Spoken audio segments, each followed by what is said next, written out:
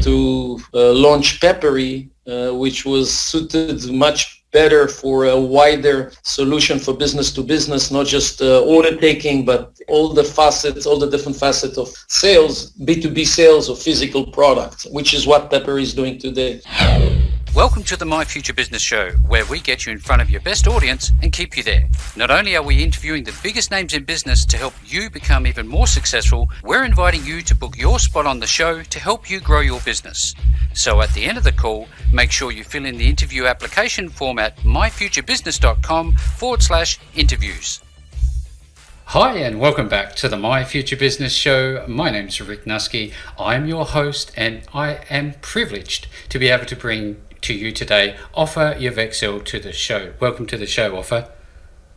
Thank you very much for hosting me. No, it's absolutely my pleasure having you here. Now, for everybody who's on the show with us today, Ofer and I are going to be talking about an organisation that he co-founded called Pepperi, and we're going to be talking about what it takes to build a successful SaaS B2B business in a highly competitive and well-funded market using just inbound marketing. But before we do any of that, Ofer, and before we jump into the core of the call, it's standard practice for us to learn a little bit more about you as our guest. So I wonder if we can start by asking you where you're located. Right now I am located in Israel, in Ra'anana, Israel, to be more precise, which is like 5 to 10 kilometers from Tel Aviv, right, north to Tel Aviv.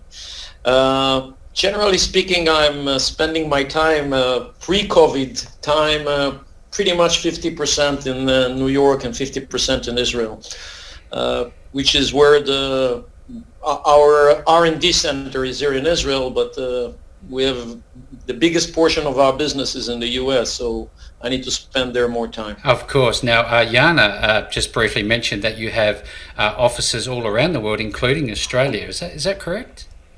Yep. We have an office in Melbourne as well. Yep. And also an office in Ukraine. Yeah.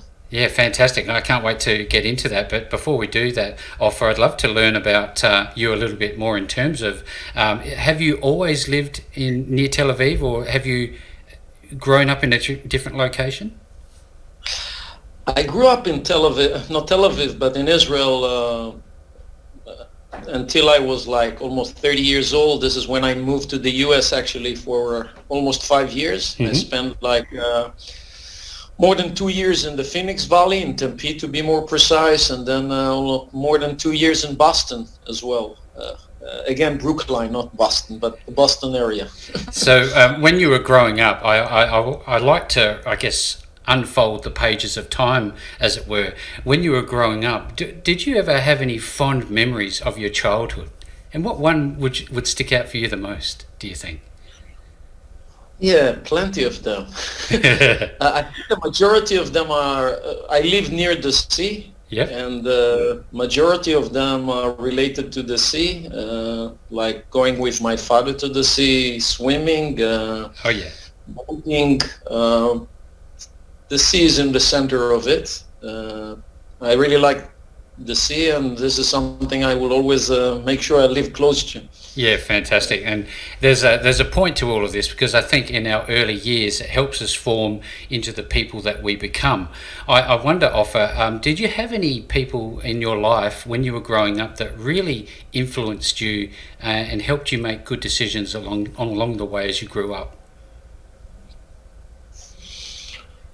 First of all, my parents. Yeah. My parents, and I'm saying it might sound negative, but my meaning is exactly the opposite. We're regular people. Yeah, no, absolutely. They were my father was first generation in Israel. My mother actually was a Holocaust survivor, and they were really struggling to survive to start with, mostly on the economic side of things, and they teach me, I think, what is more important in life, which is family, friends. Make sure that you're always connected to them. We have a very, very warm family. I mean, not just the direct close family, but the wider one. Mm-hmm. And I think it's mainly what you see from your family that, and I had great teachers also throughout my childhood. I remember a few of them. Actually, my password, and therefore I will not be able to say it. One of my password is the name of one of my teachers, who was really impacted me a lot in high school. Yeah. I really loved them. So yeah, I would say There's been I a will few. always cherish these people that I looked up to them when I was a child. I really appreciate you sharing, because it really grounds the call in some, I guess, some realities, because business is business after all. And I think without that really strong base of family who are around you and support you, and, you know, just being around the right people helps you to become the person that you are. Now, with Pepperi, I know that you must be incredibly busy. Do you have any time for hobbies or anything else outside of the business? Sure, all the time. What do you I like cannot doing? live without my hobbies. Yeah. I mentioned the sea, so I'm kayaking a lot, like 4 or 5 times a week, Oh, wow. or like 2 hours each, doing it very early in the morning. Other than that, I used to run, but in the last 6 to 7 months, I have a problem with my knee, so I cannot run. But I'm playing chess quite a lot. I like chess. Oh, you'd be better than And me at I like singing. I like playing guitar. I like harmonica. I play harmonica. I used to play sax, and I have friends that I like meeting with. So yeah, although it might sound like I don't have time, I have plenty of time for those things. Yeah, And I'm making sure that I will keep enough time for those. Otherwise, it's like you're not living. Well, that's the thing. I was going to mention that, Ofer, is that, you know, we only have a very short span of time on this world, don't we? And we can't be all work and no play, can we?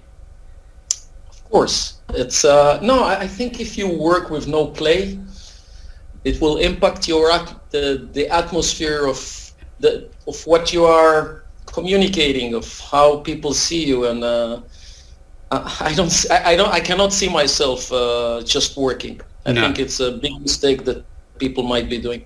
Yeah, thank you for sharing. Now, when have you ever had like an interest in pets or anything like that? Does your family own pets, or?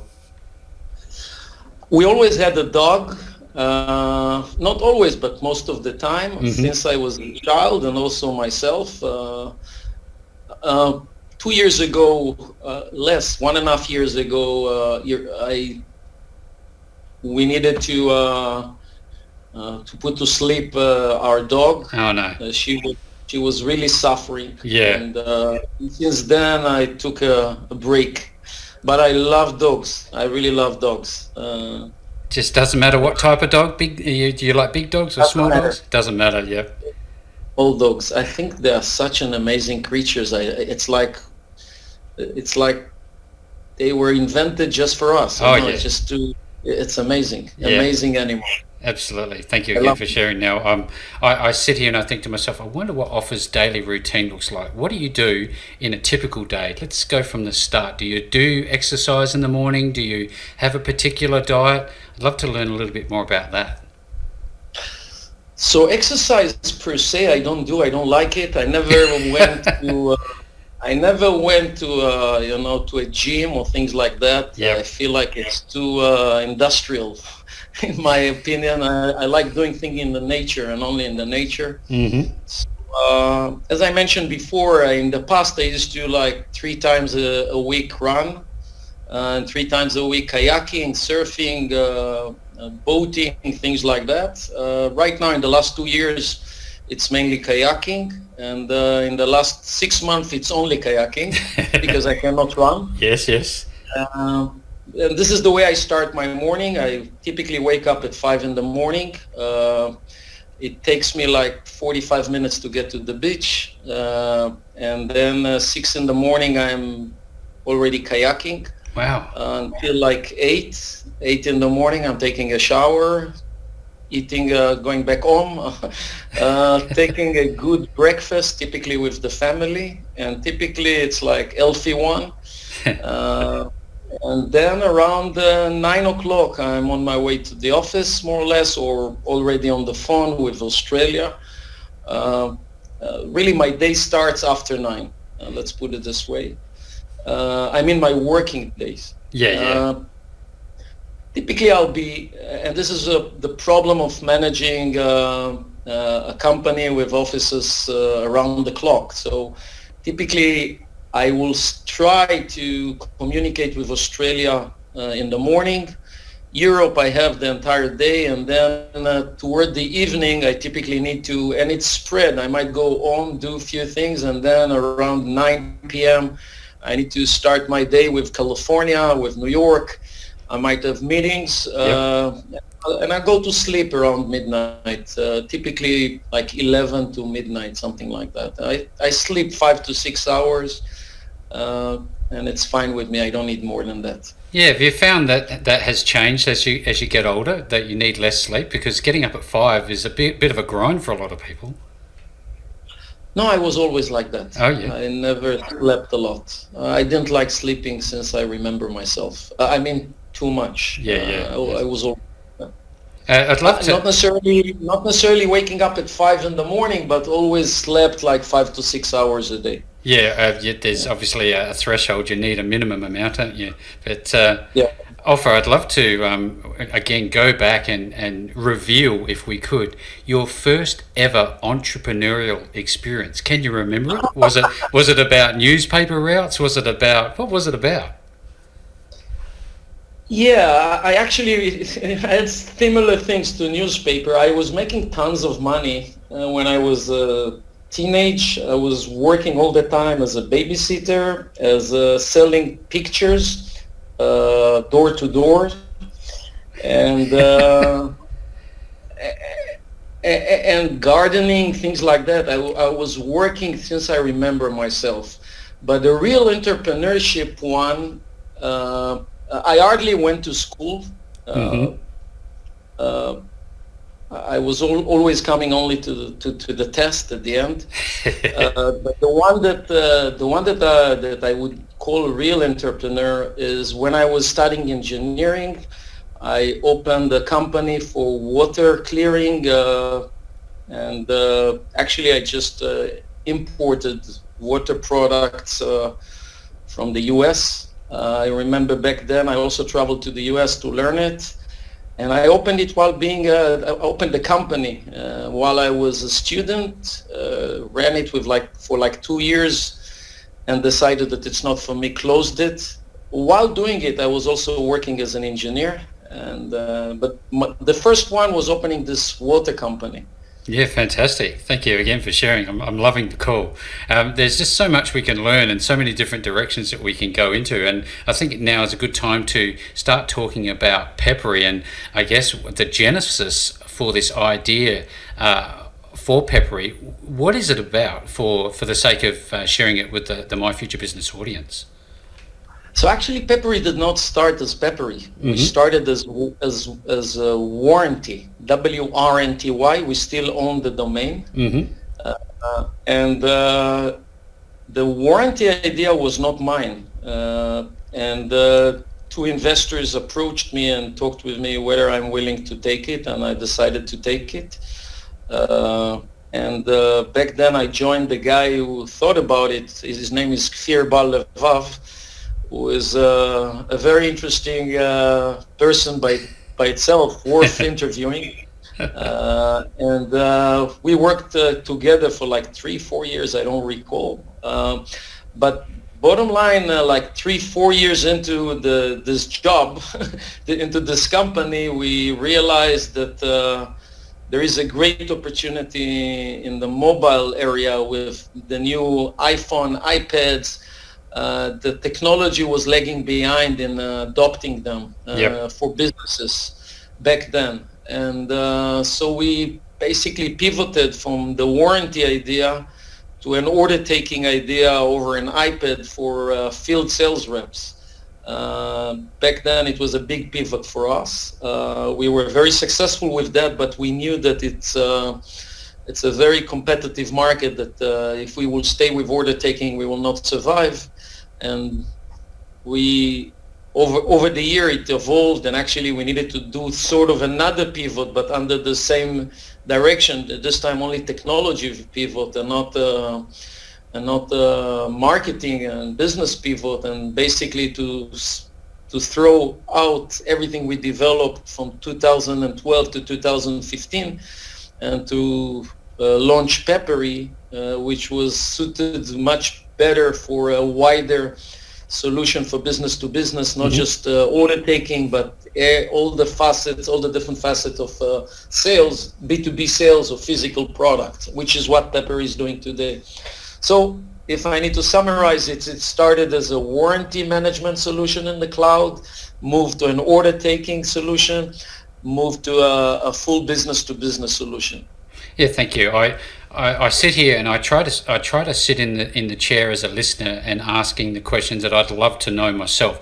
Now, if I'm a startup entrepreneur and I want to get into the SaaS space, is there room for new SaaS development still, or do you think it's becoming either saturated, or there's too many big players in the space already for new incomers to make a mark? I think there's always space. There's always a space, and SaaS is just a vehicle. The more important, I think nowadays SaaS is a must. I find it hard to think about someone developing an application that is not SaaS based. But SaaS is just a vehicle. The more important thing is, I'll take it one step backward. Maybe in the past, SaaS was moving from on-premise to SaaS was innovative, and just doing that and competing with the on-premise solution was innovative enough in order for you to sell. Nowadays, just the fact that you're a SaaS will not help you sell, because your competitor will be SaaS as well. So you need to do something which is not just SaaS. But I would put it this way: SaaS nowadays in software, I would say it's a must, but it's not enough. It's just not enough. If I'll take it into mathematical equations, then it's must, but it's not enough. Yeah, okay. Well, look, I wonder, I've seen that you have a number of different elements to Pepperi. What sort of verticals are you into? And if you could, just explain what verticals mean as they apply to Pepperi. Yeah, so Pepperi can sell to any company that is selling products, but to start with, we are focusing on specific verticals that we think that have better potential for us. And vertical means we can take it from the business perspective. It means that it's customers, from my perspective, that share the same that are in a sense competing with each other, that they are in the same ecosystem, that they share the same goals to sell the same type of products in our case, and therefore typically they will have the same marketing communication channels, they will be listening to the same things, they will be struggling with the same issues. So if I'll take it to examples, which is always, I think, the best way to explain. Then if we take the fashion vertical versus the food vertical, both might be selling products, physical products, to consumer, either direct or indirect. But the difference is in fashion, you are developing new products every quarter, more or less, most of the fashion companies, as seasons are changing. And then once the season passed, those products will no longer be relevant and you'll need to get rid of them. So the sales cycle and the life cycle of the product is so different than the food, where you are selling the same product for years and you simply replenish them all the time. That typically will not expire. I'm talking in a practical manner.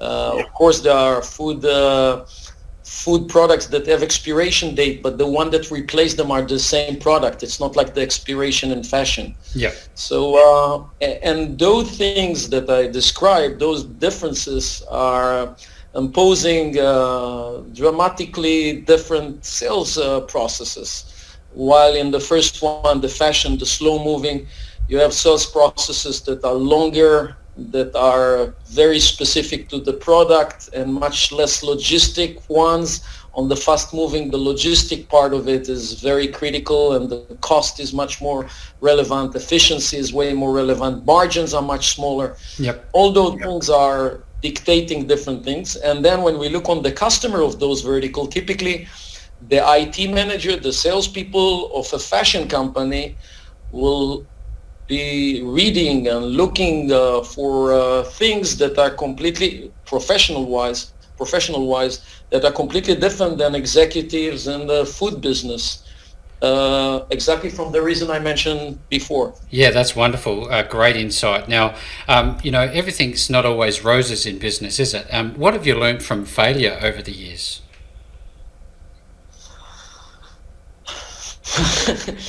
You learn, unfortunately, you learn from failure the more than you learn from any other things. Yes, absolutely. Because you feel it and you see the implication. And then the way you say it, obviously, is you need to be stupid to do the same thing again and again Yes. if it brought you. So failure is a good lesson, but the important thing is really to admit that you failed, to realize that you made a mistake, and to think about what is the best way forward, as opposed to stick to it and continuing the same route you started, and just because you cannot admit that you made a mistake. Yep. And or that you're afraid of the implication of making the change. As I described before, we made significant changes in Pepperi strategy in the last, since we established the company. I think without those changes, Pepperi will not be surviving, so. Yeah. And we made more tactical mistakes and strategic mistakes along the way that we needed to fix. This is the way you grow and learn. Yeah, it's fantastic. Now, I think about expanding that conversation about taking ownership and responsibility, and I, having been a former corporate myself, I put a lot of emphasis on team building, trust and empowerment and responsibility, all these things, all these words that you can put around these things. How important is it in your business to have an empowered team that you trust? The most important thing. And within that, I would say the most important thing, in my opinion, is that you should not talk. You should set examples in the way you do things. Talking is cheap. You need to set an example to the values that you are holding. People that are around you should see that. And then, so if we're talking about team building, you really need to listen to people, give them the stage to do what they are best at, and really be open even to hear things that are completely against your way of thinking. Yep. And not stop them, and really listen to them and allow others to listen to them. And if you think they are wrong, you need to explain why they are wrong, and not simply dismiss them because you are more important or because you are the CEO. You really need to let everyone, give everyone their stage, and then empower them to do things in their way and not in your way. Yeah. Would you hire somebody who is more excited and passionate about the potential to come into Pepperi than somebody who is competent and has a background in qualifications that obviously fulfill that need for that role? What's more important for you, do you think? A decision like that is typically based on many other things. So it depends on the magnitude of those two things that you mentioned. So for example, if he's completely disqualified to the job and he's very excited, still I will not hire him. Generally speaking, taking it in the direction that I believe you were trying to take it, I prefer personality or knowledge. Yep. I think personality is way more important than than knowledge/experience. If this is your question, That's exactly my question. Yeah, in that respect, yes, but not necessarily enthusiasm. Yep. Enthusiasm is not enough for me.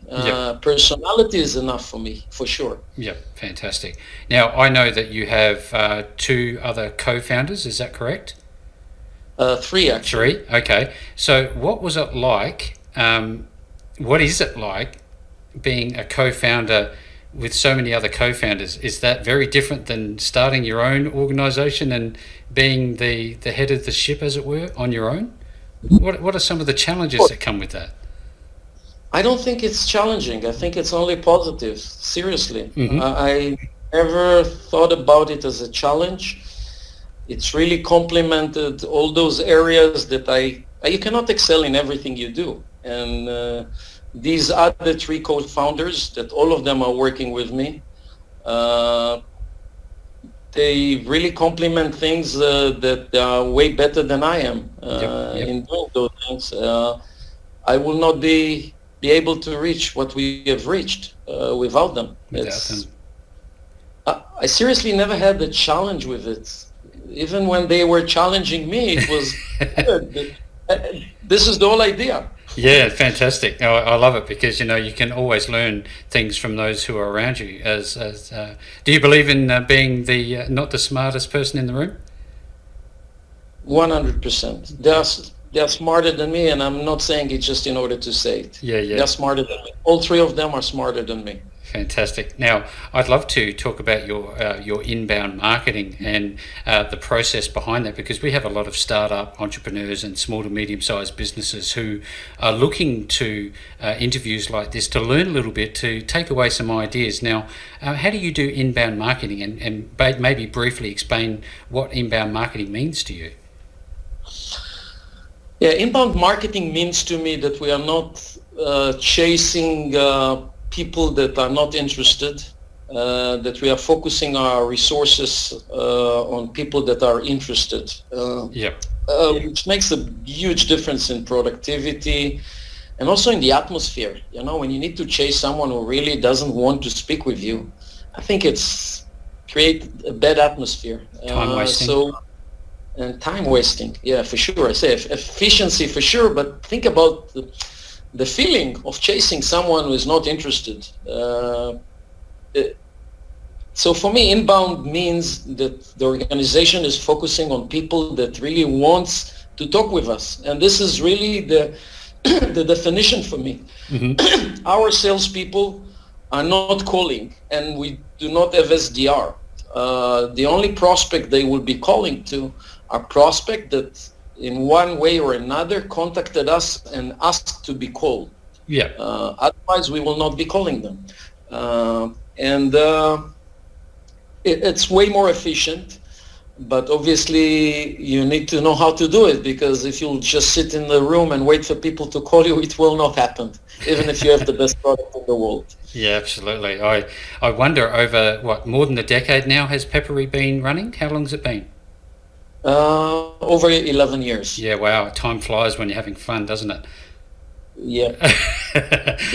I'm thinking about that in terms of innovation. What have you seen over that decade or so, and what is sticking out for you now in terms of innovation?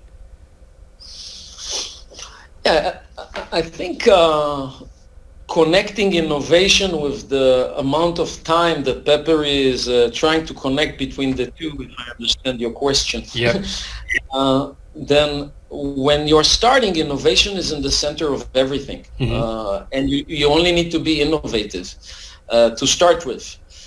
The bigger you become, then innovation is a must, as I said before about other things. So innovation is a must, but it's not enough any longer. It won't help you if you'll be innovative, but your customer on one area, but your customer are suffering, from a different area, from instability, from the way you do for bad support, and all those other must-have that can really ruin your business, although you are extremely innovative.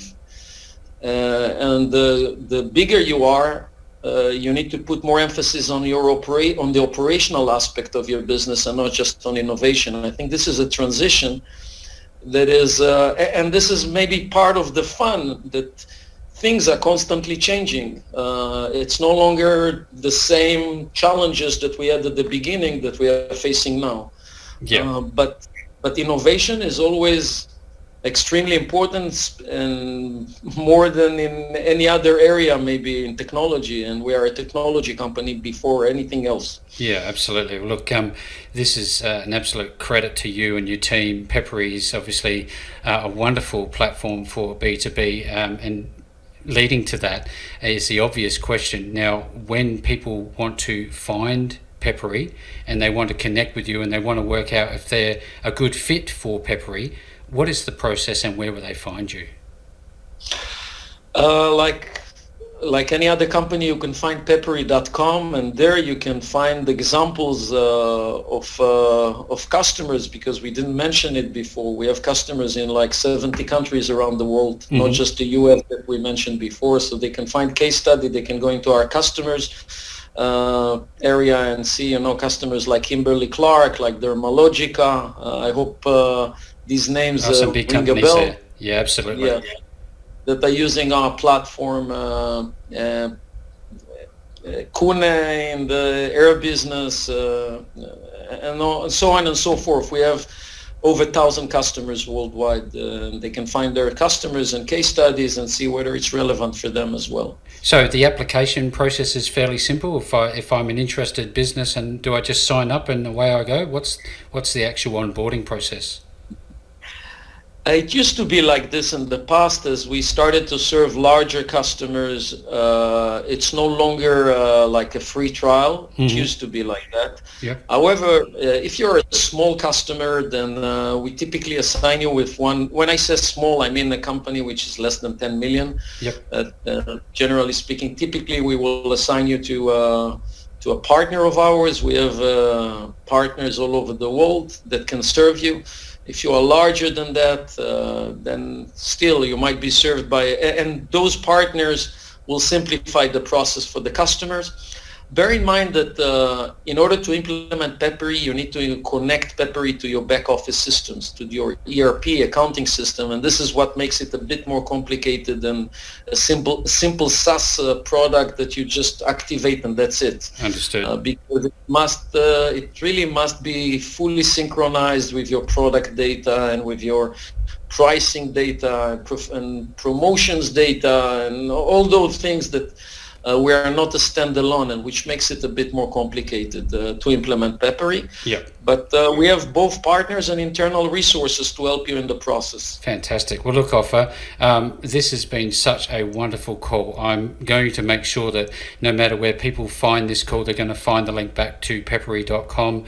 And I've had a wonderful time on the call with you today. Thank you so very much for joining me on the My Future Business show today. Thank you very, very much. It was a real pleasure. Great questions. Thanks for joining us today. If you enjoyed the call, then make sure to subscribe, leave a comment, share us with your friends, and book your spot on the show at myfuturebusiness.com/interviews. And if you're looking for solutions that will help grow your business, then visit myfuturebusiness.com/shop.